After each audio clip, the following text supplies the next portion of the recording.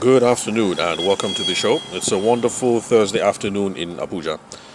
In case you've noticed the noise in the background, the cars and all that, it's because I'm currently on the fuel queue. We're having fuel shortages again in the city in Abuja. Well, not like the queues went anywhere over the last maybe year and a half. So it's just part of our daily existence at the moment. Anyway, but not to be a downer, we are going to tackle a question that is not particular to you, just in case you are one of the people who happen to be having these challenges. So, the question for today is: people are declining face to face meetings with me. What's the problem and what can I do? So, again, the question: people are declining face to face meetings with me. What's the problem and what can I do?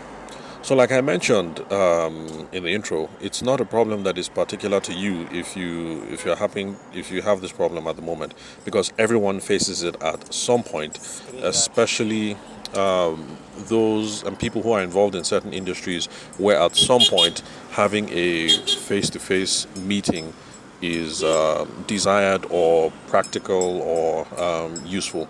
So, for instance, for those of you who've been listening to the podcast for a while, you know that I started off in the wedding and the event space, and so in those spaces, it's not typical. It's not it is very typical, rather, to have a meeting with the vendor that you're going to be doing business with if you're the bride or the groom, because you're going to be spending hundreds of thousands of naira, in some cases millions of naira, when it comes to renting the hall. So it only makes sense that for high value and high ticket items like that, that people are going to want to have a face to face meeting. People want to come to your event hall to come and not only look at the facilities but check you out as a manager. People want to be able to check out your studio as a wedding photographer. They also want to see what your office is like or whatever if you are the event planner. And so those sorts of things are typical. And then there are other industries or other service trades, like for instance, people in finance and maybe in insurance. It makes sense, especially if you're dealing with high net worth individuals, to put a show in, to go to their homes, to go to their offices or wherever, to have a face to face, because they're going to have lots of questions to ask about wealth management, your investment philosophy, things like that. Basically, the sorts of conversations that cannot be done over email, or it would be too cumbersome to have over WhatsApp. So for lots of people, this question makes a lot of sense. So if you're the insurance professional, you're the wedding photographer, you're the event planner, you're the insurance salesperson, whatever it is that you're the swimming instructor, or people don't want to have face-to-face meetings with you, moms don't want to see you at the house to discuss swimming lessons for their kids in primary school or whatever, what are you supposed to do? So, number one, take courage in the fact that it's not just a problem that is uniquely yours. So we're going to have lots of tidbits over here on the podcast to help you out. And then, of course, if you discuss with other people in your field, you're going to be able to find useful hints about how people get around this problem. Now, there are multiple reasons why people want to rejecting face-to-face meetings with you or in-person meetings with you. Now, for the sake of simplicity, I'm going to remove the extremely or let's say personal reasons that people might have for not wanting to meet with you, including sanitary reasons, maybe your breath stinks, let's see what else, stuff like that. So I'm going to ignore all those sorts of reasons, because there's nothing that I can say from a sales perspective that will be able to help. So for instance, if you have halitosis, I think that's a situation where there's some glands at the back of your throat. I think those ones that either produce mucus or are responsible for producing antibiotics. I think antibodies. Sorry, I think they become inflamed, and so they produce that nasty smell at the back of your mouth. It's unfortunate. Some people have that condition. I went to school with one of those chaps, and so yeah, apologies, or rather, our sympathies if you're one of those individuals who have those problems, like apart from halitosis, body odor, stuff like that. So, meeting with a medical professional is going to be the way to go if those are the sorts of problems that you are having. Now, for the rest of us, the reason why potential clients are declining meetings with us are much more practical. Number one, there are security concerns, especially for those of us in this part of the world, in Nigeria, in Ghana, Where else? You don't just want to let anybody into your own space. How do you know that the person is not a thief, is not a robber, is not associated with any terrorist groups and blah blah blah blah. So Nigeria, Ghana, Chad. Okay, maybe not Ghana. Nigeria, Chad, Cameroon. Where else? You know, we know ourselves. We know those countries. I'm not trying to say that any of the countries that I have mentioned in this case are particularly bad or particularly nasty. I'm not trying to blacklist those countries because even if it's in America or in the UK, those challenges are still there. You are worried about who it is that you're letting into your home or into your office space, and so people want to be concerned. So, security concerns. Then there's also the time commitment of having a meeting with you because face to face meetings often involve driving to or from a venue, giving somebody 20, 30 minutes of your time. You're not sure how that person is going to manage the time. And in other words, agreeing to a meeting with someone, even if you agree to it being a 1 hour meeting, it's not out of place, depending on which part of the country you live in or which part of the world you live in. It's not out of the place for that to turn into a 2 hour commitment. Because imagine you drive 30 minutes to get there, 30 minutes back, that's already an hour. You schedule the meeting for 30 minutes, the person shows up late and he goes over by 15 minutes, and that's it. That's 2 hours of your day gone.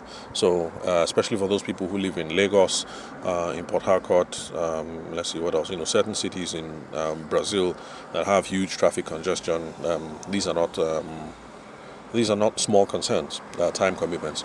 And then the big daddy of them all is that you are being pushy. Or should I say the big mommy of them all? The big daddy or the big mommy. Because yesterday was International Women's Day. So happy International Women's Day to the listeners of the show. Where was I? Okay, so the big daddy or the big mommy of them all is that you're being pushy. Nobody wants to deal with a pushy individual at all, whether in personal relationships or in business relationships. So those are the three problems. Number one, the practical concern of security. Number two, there's the time commitment of having to deal with you. And then number three, you are being pushy. These are some of the reasons why people are declining meetings with you.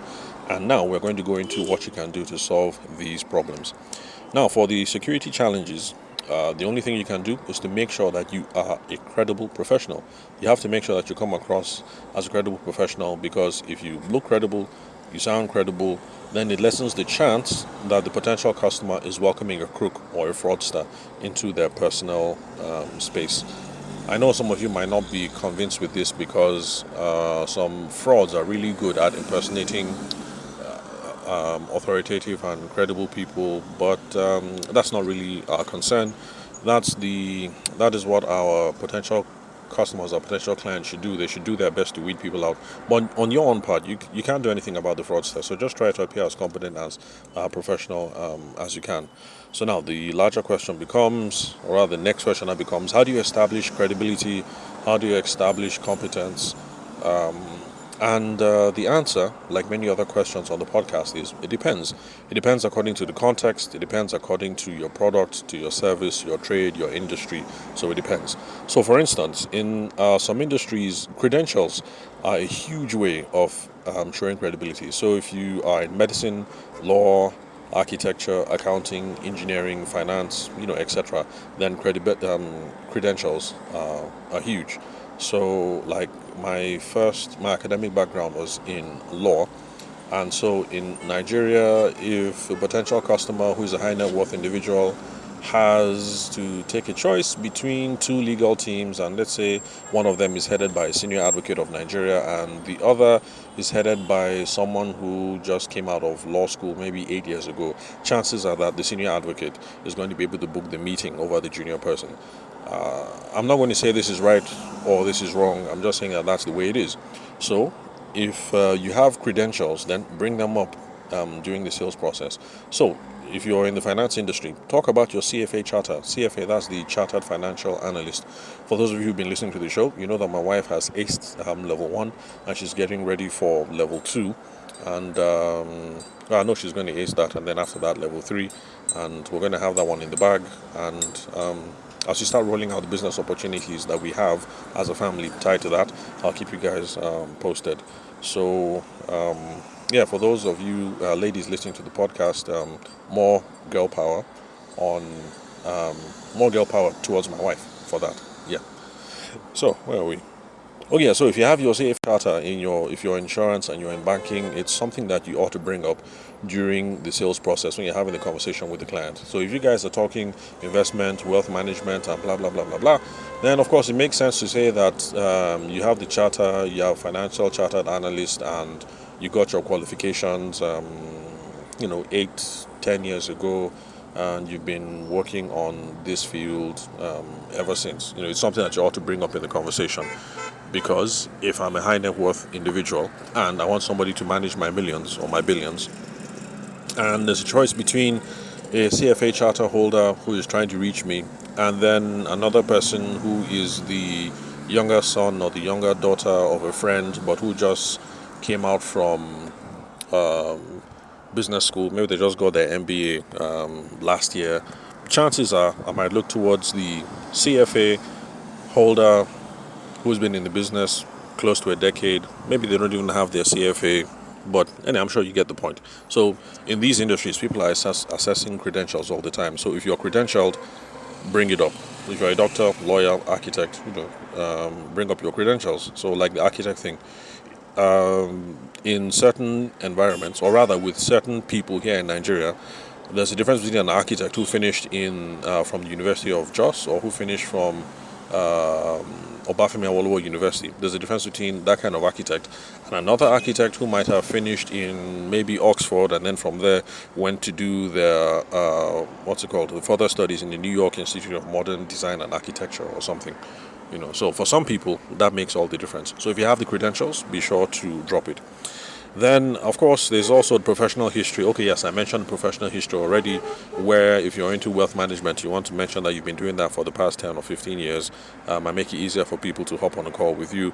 So your professional history, your trade history, and then, of course, some name dropping. So if you have the CFA, you've been doing this for the past 10 years, and then you happen to be referred to Mrs. Ogedengbe by her best friend, let's say Madam Bisi, and you've been handling Madam Bisi's account for the last, let's say, 5 years, and you've helped her investment portfolio grow by 150%. In this case, it all adds up together, and it makes it much more likely that Ms. Ogedengbe might take the meeting with you. Not just because you have the credentials and the professional history and the trade history, but then you've done a bit of name dropping. You've name dropped that you've worked with her friend, Madam Bisi, or maybe some other notable individual that people know. Okay, guys, sorry about that. I had to turn on the car. Suddenly, the queue is moving, and I forgot that I left the radio on. That's where that sound came from. Anyway, welcome to the world of producing podcasts live and in the field. Okay, so I'm sorry, I lost my train of thought. Where was I?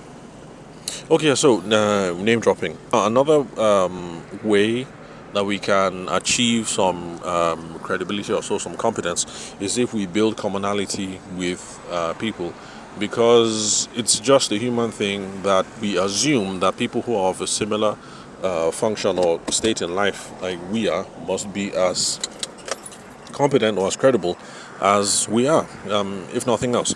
So try and show some commonality with people that you are having conversations with, because people are comfortable with people who are like them and they like doing business with people who are like them. Well, that's not always the case, because of course when you go to the brain surgeon or the cardiologist, you expect that the brain surgeon or the cardiologist is more educated than you are, well, at least in this particular field. But anyway, I'm sure you guys get the point. So try and build some rapport with them and emphasize the common factors between both of you. Now, where are we? Okay, that's dealing with competence and credibility.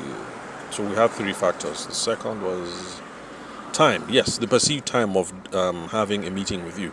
So like I said, in certain parts of the world, Lagos, Port Harcourt, Nigeria, if somebody agrees to a 30-minute meeting, that actually turns into a 2-hour time commitment. And so, at least that's what the person thinks anyway. So how do we get around that? So how we get around that is, well, first off, we have to spell out the agenda ahead of time. So, Ms. Ogedengbe, thank you very much for having the meeting with me. We're going to be discussing ABC and 1, 2, 3. So you have that kind of phone call with Ms. Ogedengbe, or you send her the text message, or you send her the email, and she sees that the agenda is tight and concise. It gives her a sense that, okay, you know what, yes, this meeting, we can wrap it up in 10 minutes, we can wrap it up in 15 minutes. It's more comforting to the potential client, and it also gives them a sense of what to expect or what to deal with at the meeting. Then, of course, we can also make it convenient for them to meet them on their own turf. So instead of having Madam Ogedengbe go to a mutual location that you guys decide, you can decide to meet her at her office or some other place that's much more convenient for her. If she can lessen the time commitment on her own end, it makes her much more likely to want to accept the meeting. Then, of course, let's see what else. Okay, we have to be sure that everyone sees the value or the need for the meeting. That's a big one. And this is how you make people see the value or the need for the meeting. There's a basic criteria that you can use to filter people before you propose having a meeting with them to explore options. Because if you're in certain service professions, like I've mentioned, if you're in wealth management, insurance, or if you're a wedding photographer, nobody is just going to hand over hundreds of thousands of naira to you to photograph their wedding, or their millions of naira of their portfolio for you to manage if you cannot establish some value upfront, or if they don't think there's any need for it. So the criteria that you can use to weed out who to ask for meetings in the first place is an old one that we've referred to over here on the podcast, something that Zig Ziglar has spoken about time and time again. If you're familiar with his videos, I'm sure you know this one, and that is want, need, and afford. Sorry, not Zig Ziglar, Brian Tracy. And that's want, need, and afford. You want to be sure that you're speaking to someone who wants the product or the service that you have, who needs the product or the service that you have, and it looks like the person can afford. Those are the sorts of people you should be asking for meetings. Because if you're asking for meetings and it looks like the person can afford the hefty fees for wealth management, but quite frankly, they are not interested in wealth management. Maybe they think, look, I'm a young man, I'm 50 years old, I'm not going to die tomorrow, so I'm not going to have this conversation. It's not about whether the individual is right or wrong, it's about what the individual thinks. And as far as he's concerned, I'm a healthy 50-year-old, I'm not going to die tomorrow.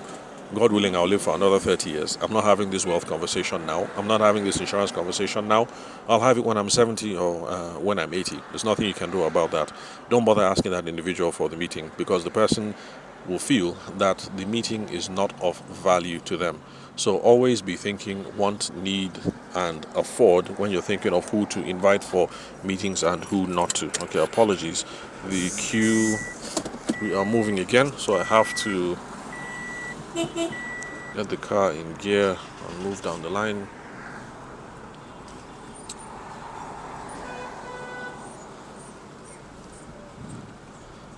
Okay. Okay, alright, cool. Now let me get back.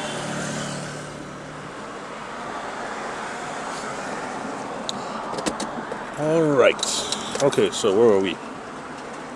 Okay, yeah, want, need, and afford. Want, need, afford, yes. Want, need, and afford. That's a useful criteria to figure out who to ask for meetings. And so if a person doesn't meet this basic criteria, don't bother asking them to come for the meeting, because they are not going to find the meeting to be valuable. And so now to the last one, you're being pushy. How do we stop harassing people? To be fair, there are some people who are very pushy but do not know. And there are people who are very... there are some people who are very reserved and who also do not know that as well. So whenever it comes to being pushy, being aggressive, those sorts of issues, we can't go with how we feel at the moment. So it's not about whether you feel aggressive, you feel pushy, or you feel like you're mousy, or you feel like you're too laid back. We need to look for some objective criteria to pace ourselves. Let me put it that way. So, okay, so now to stop being pushy, we should only be dealing with people that we've had qualified conversations with. Let me repeat. You should only be dealing with people that you've had qualified conversations with. Now, for those of you who've listened to the show, you already know what, if you've listened to any number of episodes, maybe 10, 20 episodes, you already know what qualification is. But for the newbies, those who are listening to the show for the first time, qualification is the part of the sales process where you engage the person in conversations, whether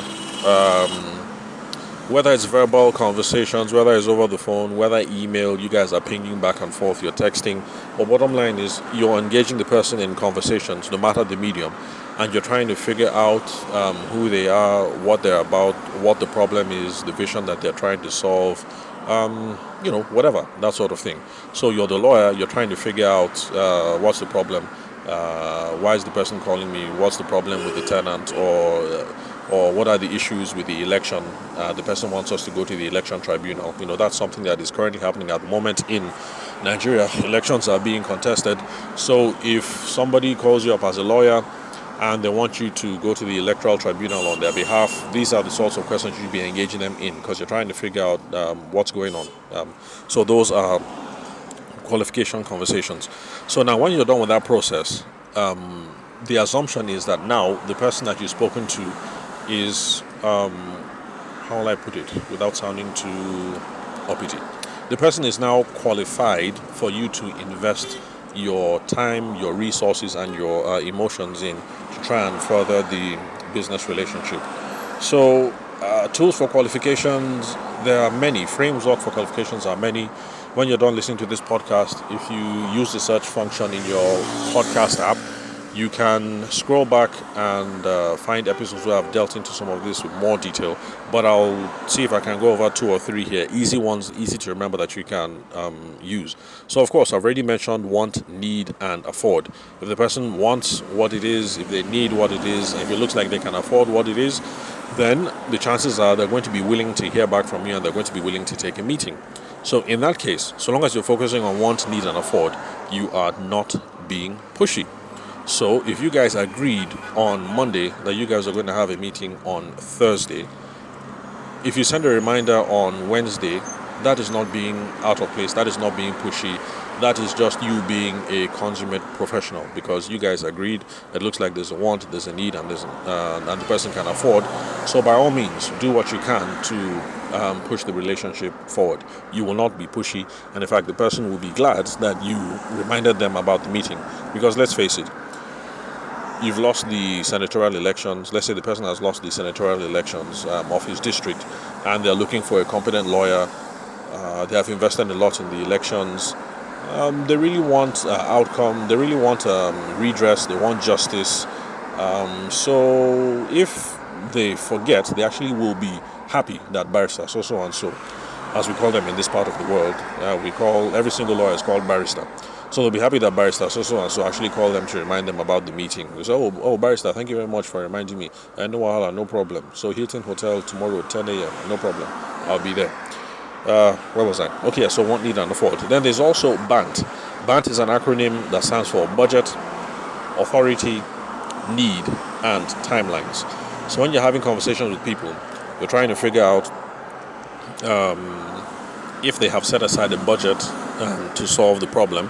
Because if you're a wedding photographer and your cheapest package is 300k, it would be nice to know in the beginning of the conversation what kind of expectations that the bride has. So if it becomes clear that the bride has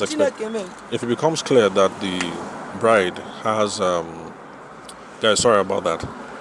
In fact, I think I'm going to stop making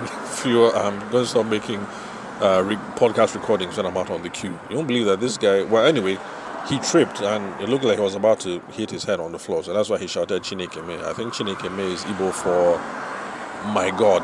I think that's what it means, my God. Anyway, where was I? Before the Chineke Keme incident.